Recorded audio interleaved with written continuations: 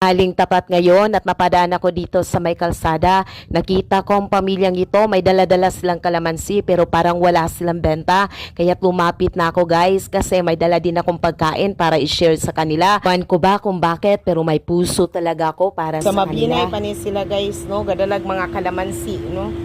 Kaling layo kaayo. So ato palitan ni sila kalamansi today. Para si Pinta naman, kariwan nga rin. 50. Pila bog sulod? Awan niya kalamansi guys.